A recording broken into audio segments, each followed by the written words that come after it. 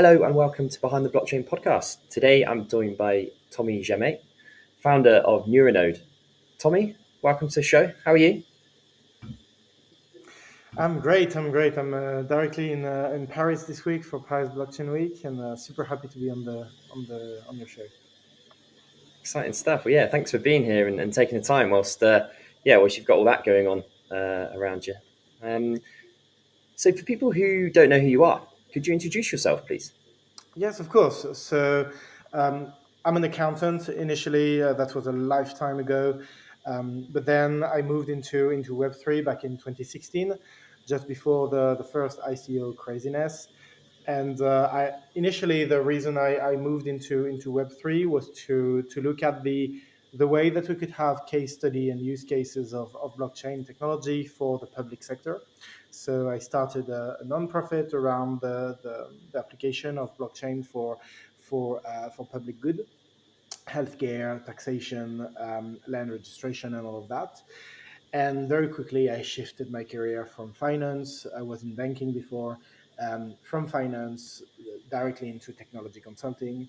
And then I moved from technology consulting, specifically around Web3, into gaming, and then more into entrepreneurship and the project I'm working on today. Sounds great.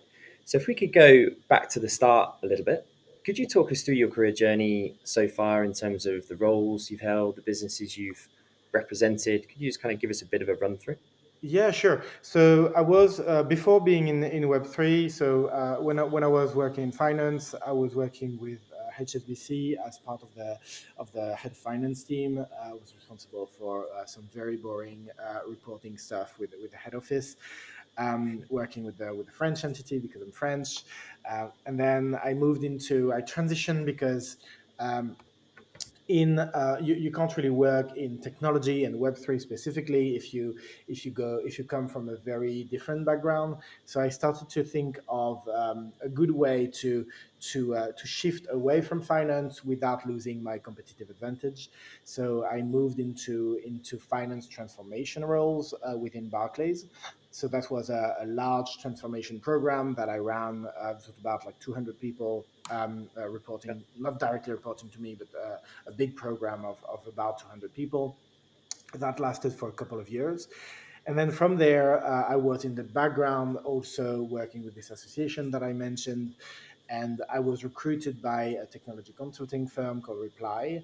And I was recruited by them to lead their blockchain practice. So it was like a very big step up for me, like partner responsibilities and leading this blockchain practice with full ownership on my P&L balance sheet. So very entrepreneurial role as well, whilst being in a publicly listed company. So quite a decent exposure as well to retail brands and large companies, where my role was to sell them blockchain. And from there, I decided that I wanted to give a shot to an industry that, in my opinion, was very close to the ethos or to the mantra of what blockchain stands for, because it's an ecosystem driven industry. I identify gaming as being very close to that ecosystem mindset, because when you think about it, in a video game, you can have design, you will have art, you will have music, you have finance, you have a lot of different industries that pour into one product. So that's what, and also I quite like the video games as well, so it doesn't help.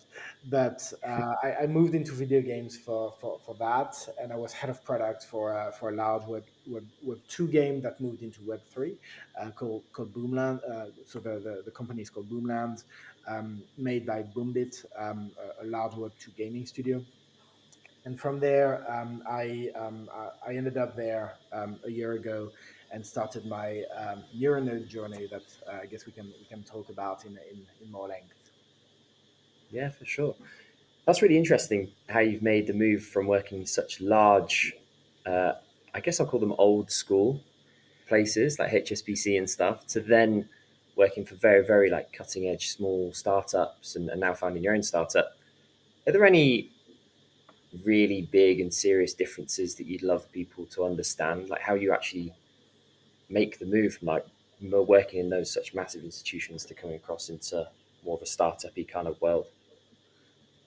Yeah, I think when you work in large institution, whether it is consulting or banking or like those kind of government style size companies, there's like everything is like hyper processed, and if you think about it, there's even if there's a lot of cons, there's a lot of like it's far from perfect, but there's a lot of reason why things are structured this way.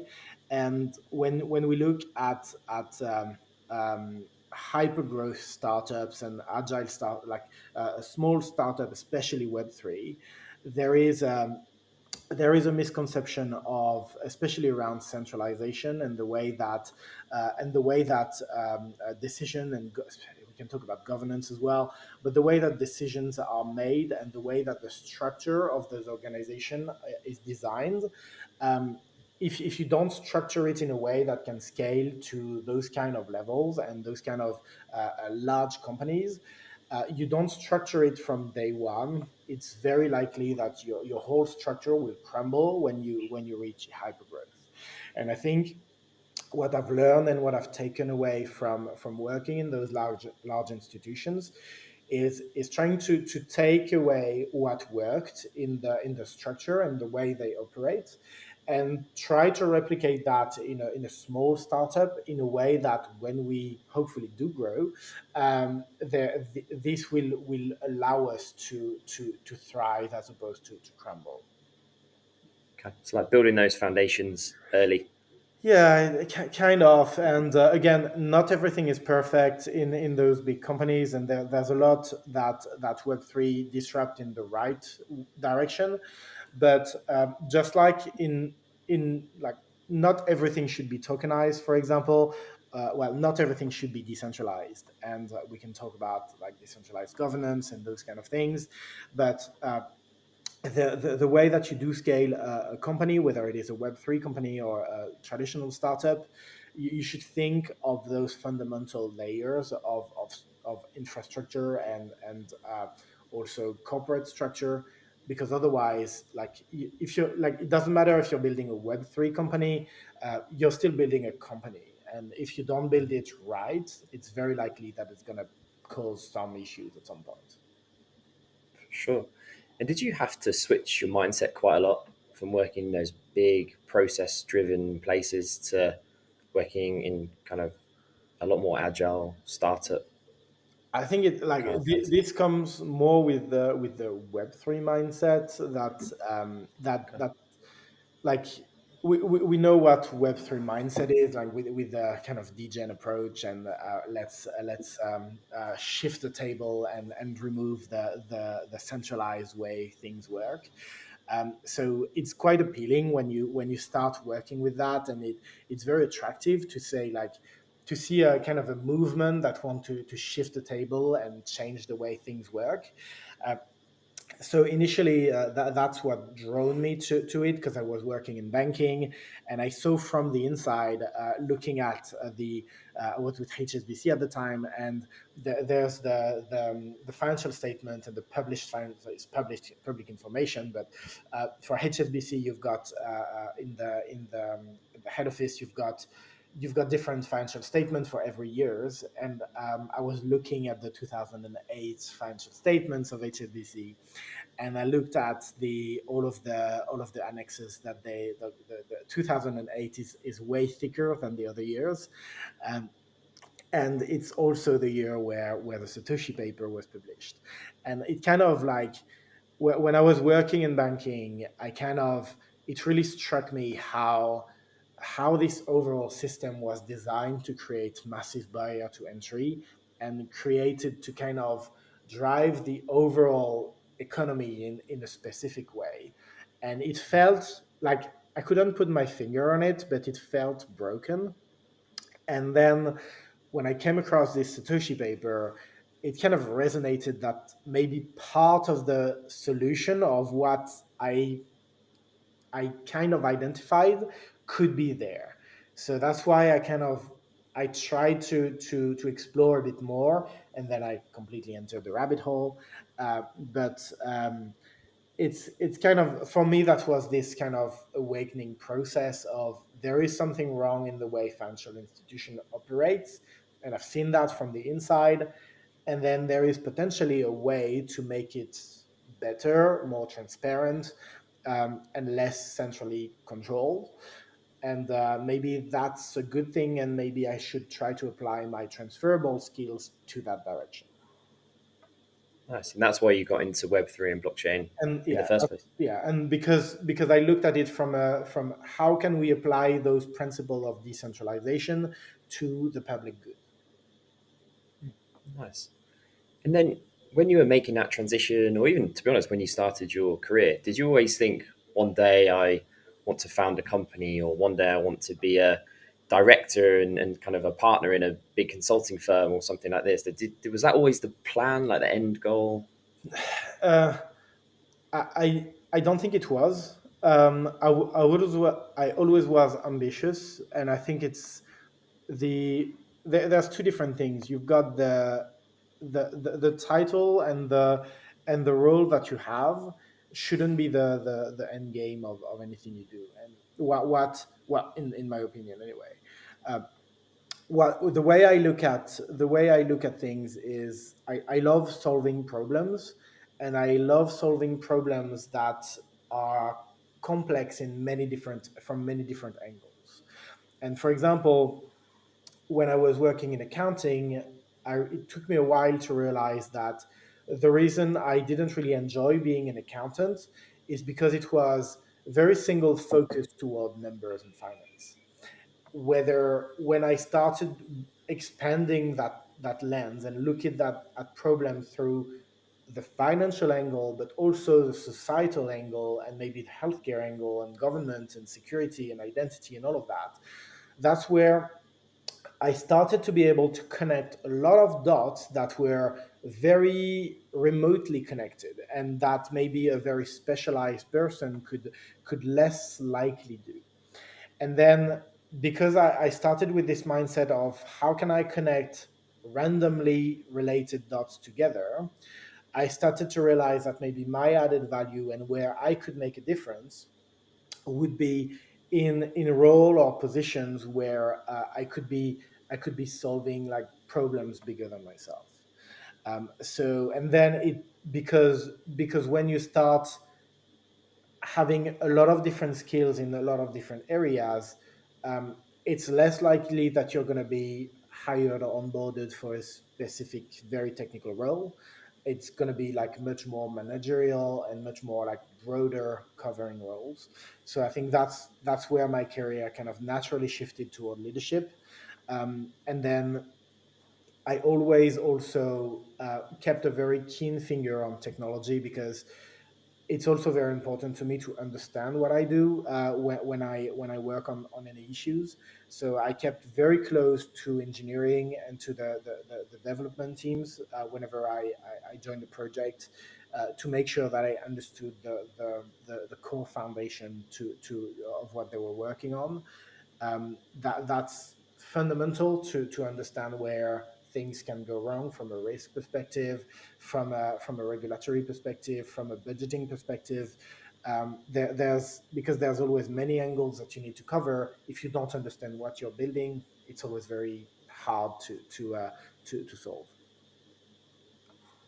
Yeah, nice. And throughout that journey, was there a point that you said, you know what, I need to stop working for other people now. I need to found my own company. I see a problem, I need to solve it. I need to do this for myself. Is Yeah. there a point that kind of sticks out, or is that just a bit of a natural So progression? I'm proud to say that I've failed at many businesses that I've that I've launched, and I've launched a lot. And specifically, and I think I see it as a good thing because you can't like initially when I back in 2016, I think it was 2016 or 17 or something. I started a company called I think it was called The Grape, because I saw it as like a grape of raisin, and it's very similar to what blockchain is. It's like very decentralized bits of fruit. So the logo was really cool. Uh, and this company had, like, this was my first kind of Web3 venture, and this was a due diligence company to screen and suggest grading of Web3 projects during the ICO craziness. And we approached insurance company, law firms, to offer them a reassurance rating of companies that they could work with to reduce the insurance premium, or to just allow good ICOs to just have a lawyer. And at the point at the time, it was very difficult for good project to cut through the noise. And I thought, hey, I'm an auditor by training, let's apply those transferable skills to that industry that is desperately needs it. So I did like maybe 5 or 6 different ventures like that, which failed for many different reasons. Some failed because of a go-to-market, bad go-to-market. Some failed because they were just bad ideas. Um, some failed because the team was wrong. Some failed but every step of the way, I think it's important to fail businesses, because it makes you realize, when you do a post-mortem of them, it makes you realize what you need to do better next time. And I always think, when I think back of those time and I look at what I'm building now, which hopefully won't fail, uh, I kind of reflect on, oh, this point is the reason why I failed last time. Let's do it right now. This point is another reason why I failed last time. So hey, I know better now. And I think now I'm at the point where I've never been so close to getting significant funding than before. We've got a team that I think is the highest quality team that I've had ever. Um, and I think also I've got the calm and the ability to not rush into making decisions, but making the right ones. So I'm not sure if that answered the questions too much, but yeah, I've done a few different ventures, but I think it all led me to where I am today. Yeah, that's cool. And this might be putting you on the spot a little bit, but are there two or three key things that you've learned that you've brought with you? There's probably tons of stuff that you've learned along the way, but are there a couple of bits that really stand out to you that you'd advise any founder to look at? Yeah, I think it's if there's two, I'd say first, don't. Okay, two would be the first one would be, don't try to make it perfect on day one. Like the initial ID that you've got for a company is very likely going to be super different from the product that actually go to market. And it's okay, because when you start with an ID, the quality of the ID is way less important than the way that you're going to execute on it. And as you go through execution, you're going to realize that maybe your go-to-market strategy is wrong, maybe your target and total addressable market is wrong, maybe your overall competitor. When you do your competitor analysis, you're gonna identify a sweet spot where no one is, and kind of a blue ocean where you can go.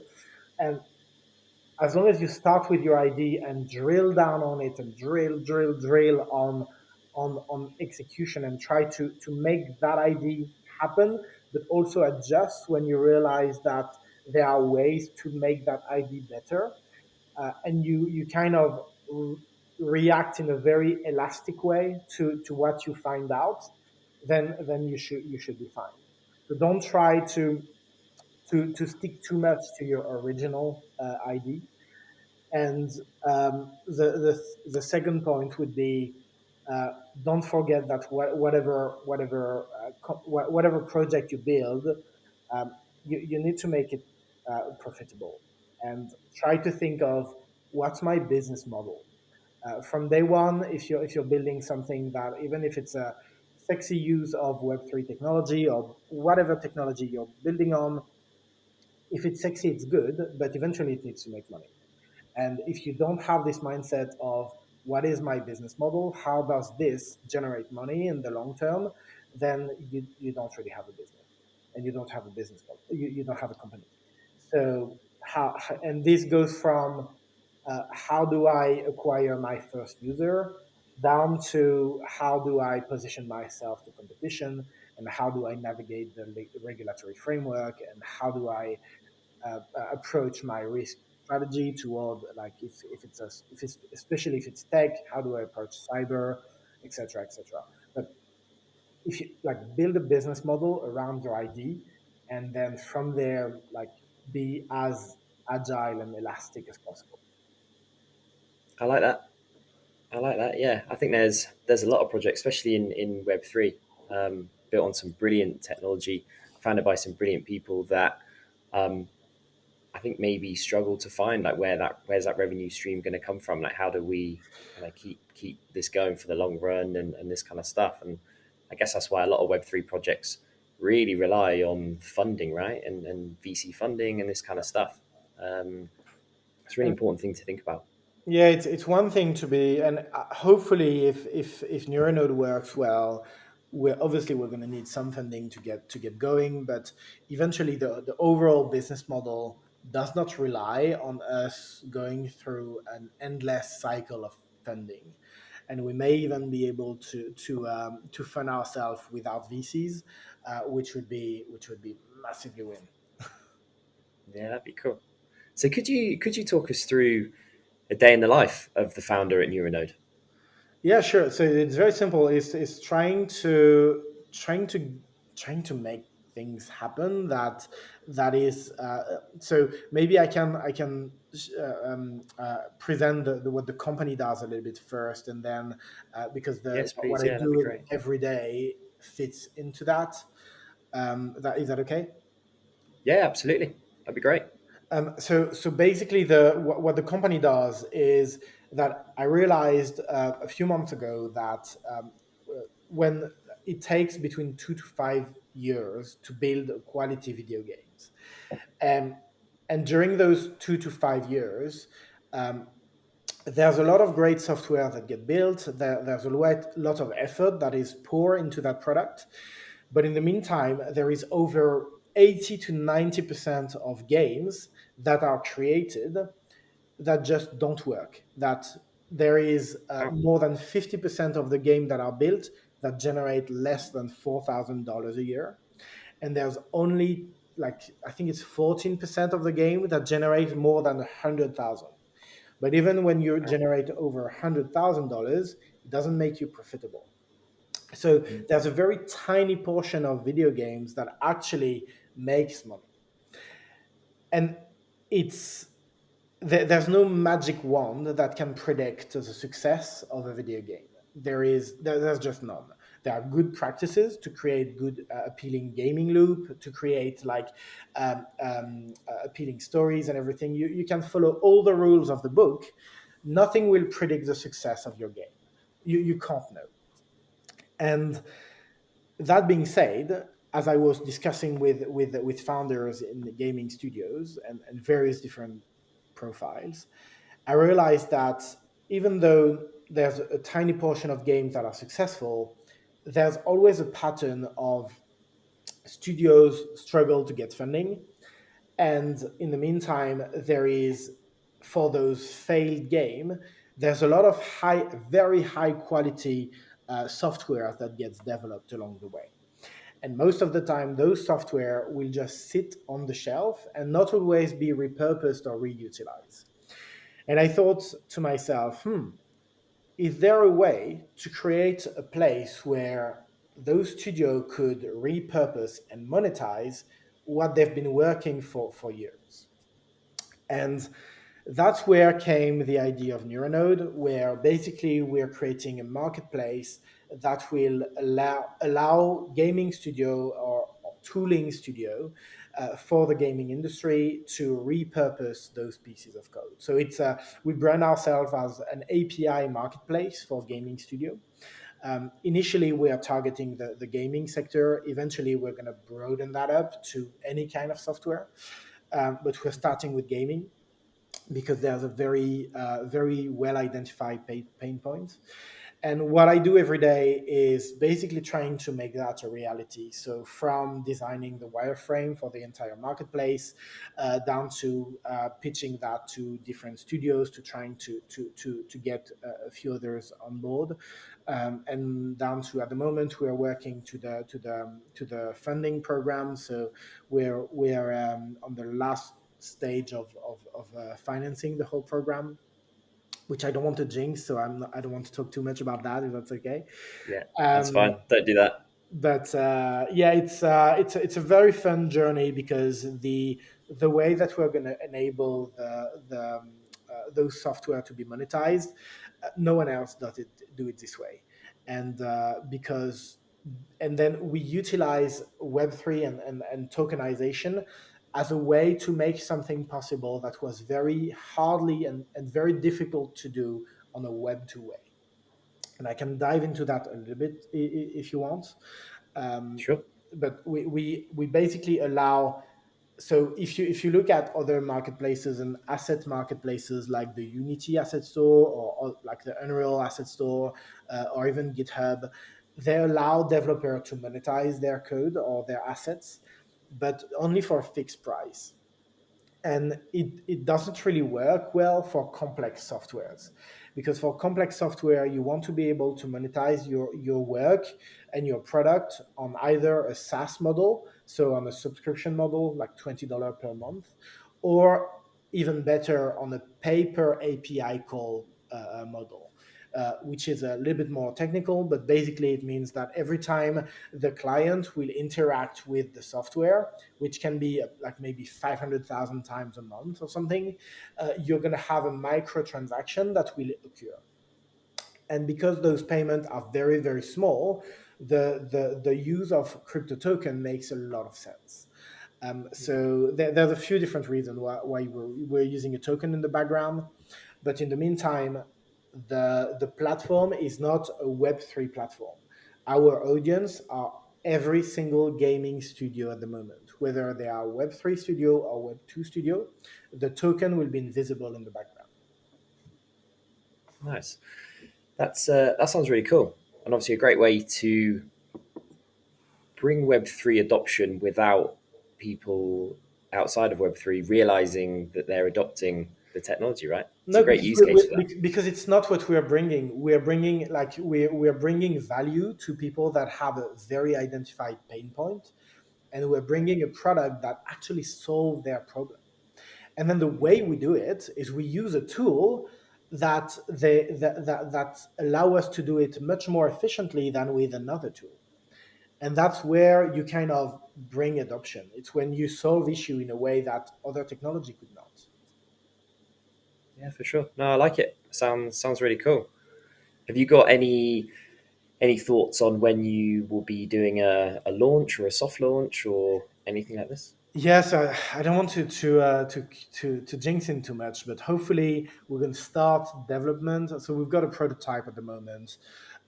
We've got like every single, like, all of the tech stack is lined up. We've got the like a good version of the white paper.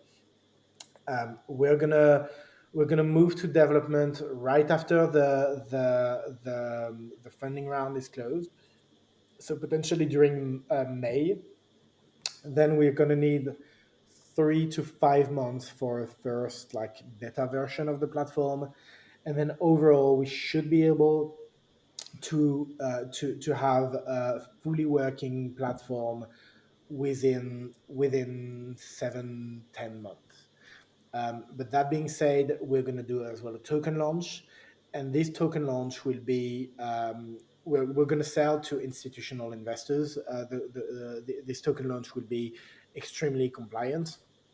So we're going to work with institutional investors for this token sale. And because of that, it may take a bit longer to close the token sale, and it's a very large one as well.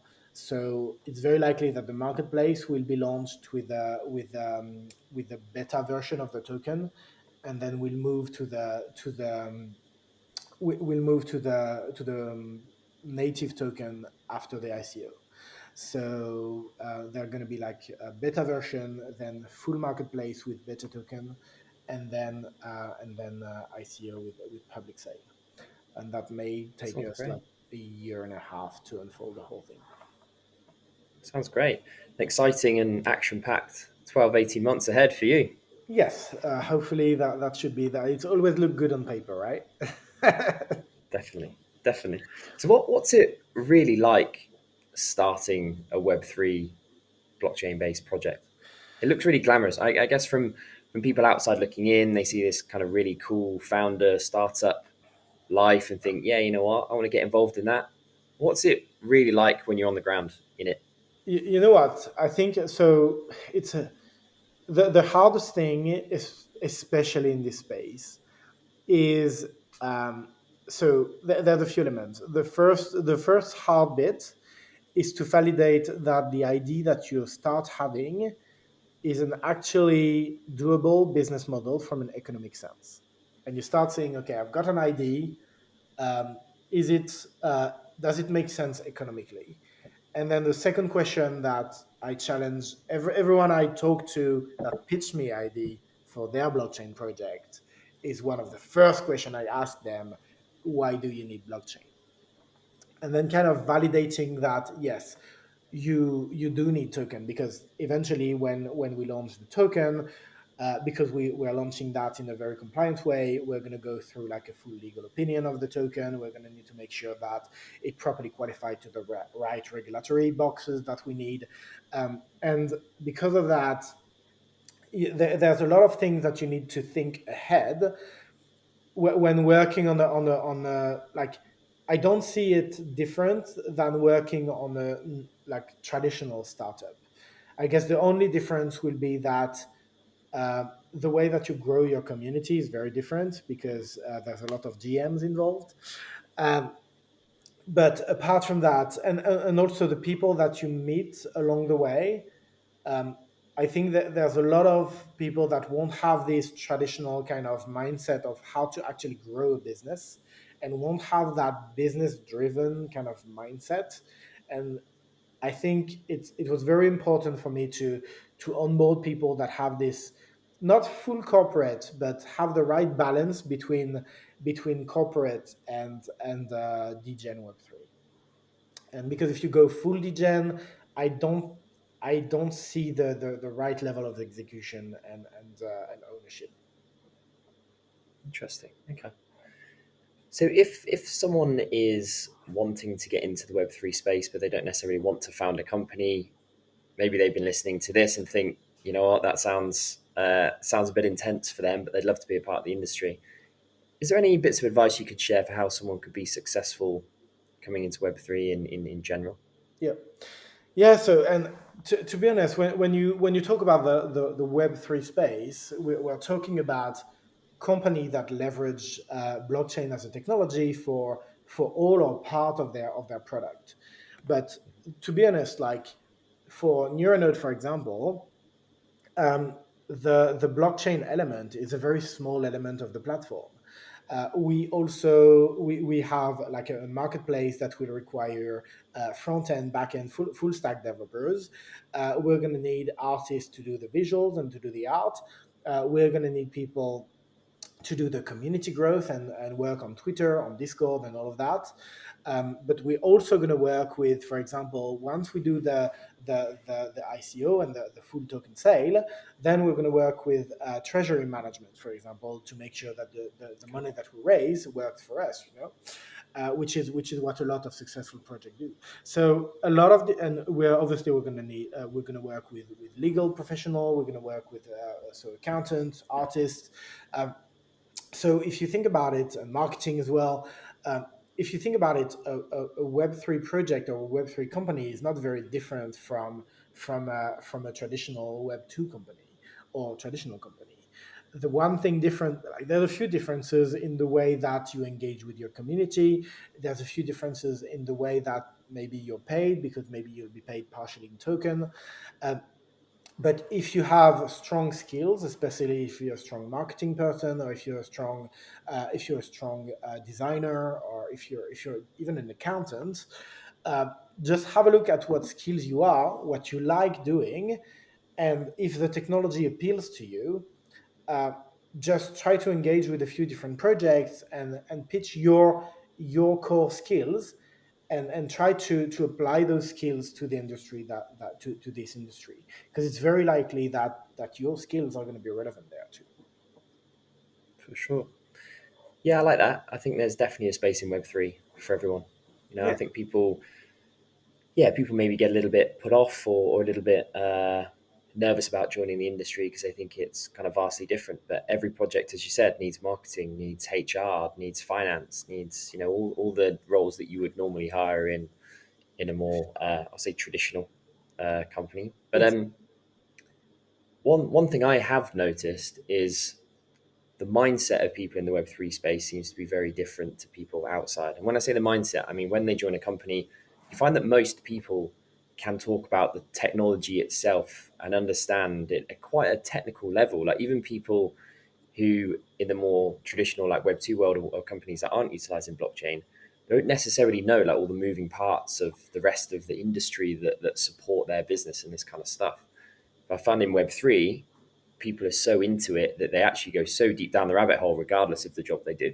That's quite a big difference I've noticed. I'm not sure if you've no, seen the you're same. right, and I think it comes down to the fact of the it's all I think it's one of the technology that is the most philosophical, and because of the overall reason why Bitcoin was created on the back of the 2008 crisis. I think there's a fundamental philosophy behind this technology that drive people to be very passionate about it. It works for the technology as a whole, and then it also translates to every single blockchain will be very will contain very hardcore fans of it, and even like within each protocol you're going to have a lot of it's very siloed, and it's one of the reason why we have so much difficulty with interoperability and interchains. And you're going to have like maximalist in every single vertical and every single protocols. And I guess and also because of the way that if you look at marketing, for example, if you want to talk to your community is going to be very tech as well. It's still a very techy industry. So if you want to communicate to your audience well, you also need to speak their language. So you need to have some kind of technical understanding. And if you work like you as a recruiter, you also want to have some understanding of the technology in order to find the right people. It works for legal as well. It works for finance. If you like I've worked a bit in the Web3 accounting as well, and I've sit down with a few Big Four auditors on how to properly integrate crypto in a balance sheet, and how to like efficiently operate a business and try balance with crypto assets. And you kind of need to have those kind of understanding if you work in this space, because there's a few elements that are different from Web 2, and the passion and the philosophy is one of them, and the technical specificity is another one. Do you think the technical side of it will change over time as the technology gets a little bit more widespread and more companies start to experiment with it and this kind of stuff? Well, I think it's gonna get more like just like we've got HTTP hidden in the background now. We just browse on the internet. We don't go to a HTTP event anymore. Um, Hopefully there won't be like a blockchain event to attend in the future, but you're going to focus on what the like case study that if you look at Web3 gaming, the benefits of Web3 gaming is the way that you can approach digital ownership of your in-game asset, and that's a very powerful feature of this technology.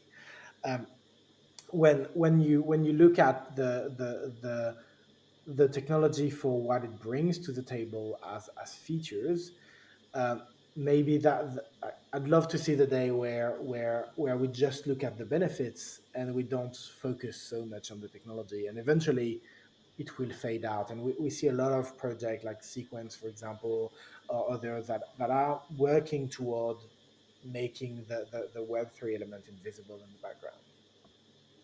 For sure, for sure. And is there anything that you'd love people to be aware of? Maybe you might have mentioned it already, but is there anything you'd love people to be aware of about the industry before they become a part of it? Yeah, yeah. Buckle up. Because it's even though it's an industry that moves very very quickly, and because of the nature of it, because it's very lightly regulated, to say it politely, um, the like it's very likely that uh, it's not like anything you've experienced in the traditional Web3, Web2 world. It moves very quickly. Sometimes it moves very quickly for the wrong reasons, and people are sometimes it moves too quickly. It's something I'm quite keen on. I'm very cautious at that with NeuraNode, but the nature of the industry, the pace at which the technology evolved requires some like a level of agility that you may not have experienced elsewhere. So be ready for a space that is extremely fast paced. That's really good to understand.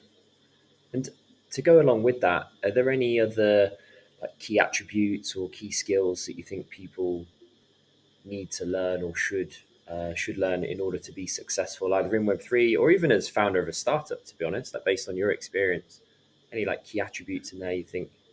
I think as a if you want to start founding a startup or founding a project, um, I think the best way to do it. I'm reading a book called the Polymath at the moment, which is a really good book that says that basically every great leader in the history of the world have never like there's very few leaders that are just specialists in one area, and the treasures of the world and the remaining treasures that have not been dig up are not going to be ones that you can find if you have one specialty. So don't try to be like my advice would be don't try to be specialist, hardcore specialist in one field, but try to have a really good understanding of a few different fields. And if you do that, there's a much higher chance. So take fields that are interest of you and dig up in all of those fields a little bit, and at some point you should be able to connect dots that a few others will be able to see, and that's where you're going to be able to find a gem that potentially will be a good project or company. Yeah, I like that. That's a good way of looking at it. And are Voilà. there any key skills that you've learned along the way that you really think that have helped you achieve, partner in a consulting practice, for example, or these types of positions? That any key skills you think could be sales, communication, could be your accounting background. Are there anything that if someone's looking and going, you know what, my career aspiration is to be, a partner within a consulting firm, or I'd love to found or be a head of product at a gaming company, for example. Like, are there any skills that you think have really played to your success? I think being an accountant give me the understanding that when so I hated studying accounting, and I realized later down the road that basically every single company have a balance sheet and a P&L, and it's once you understand how financial statements are crafted, you can basically understand the way that and the way that every single company operates, and the DNA of every single company, just by reading their financial statements. So for me that was and also when I moved into gaming, being fairly proficient at building financial models was a really good transferable skills, because in gaming you've got basically 90% of it is math. Well, maybe like 70, 80, you've got user behaviors and all of that. But um, I think look at what you train for, and then look at what interests you, and try to see how you can bridge those two. And then if you see big gaps, just like the internet is good enough nowadays that you there's more likely going to be a course on that. Yeah, for sure. And knowing what you know now about business, leadership, all the other skills you've learned along the way, if you could go back at the start of your career and have some advice for your younger self, anything spring to mind? Yeah, don't try to make it perfect, and just do stuff. And Okay. if you there's a saying I love to say as well, is that it's only if you do nothing that nothing happens. And it's okay if it's not perfect, but it's better to do something that's not perfect than just not doing anything because you fear that it's not going to be good enough. And just do stuff and fail as much as you can, because if you don't fail you can't grow. And in French there's a saying that say, pour pousser il faut se planter. It's like the trees. So to grow you need to basically say that you need to to put the seed in the ground. So planter is the act of burying a seed in the ground, and Okay. pousser is the growth, the growth phenomenon. So you say for in order to grow you need to fail or get your. So planter is also the same word than failing. So Okay. it says, yeah, to grow you need to fail, and I genuinely believe in that. Yeah, I like that. Yeah, it's a good way of looking at it. Voilà. So, Tommy, you've shared some brilliant advice and some insight over the last 45 minutes or so. To finish up, if you could summarize, what advice would you give to people who are looking to follow in your footsteps? Uh, so don't do that. Be your own person.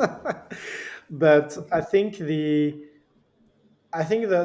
what I try to do, as much as possible, is like there's a few different things that I try to follow. Is first The first thing is, who do I want to be 5, 10 years from now, and what are the best ways today, what can I do today to get a little bit closer to that, and what can I do today, next week, next month, and try to kind of build a mental roadmap that leads to that 5 years, 10 years plan.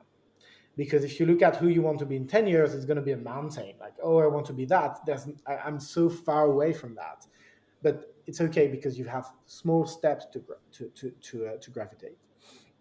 So try to do that, because it helps a lot in removing that fear of unachievable outcome, and also be comfortable with the uncomfortable.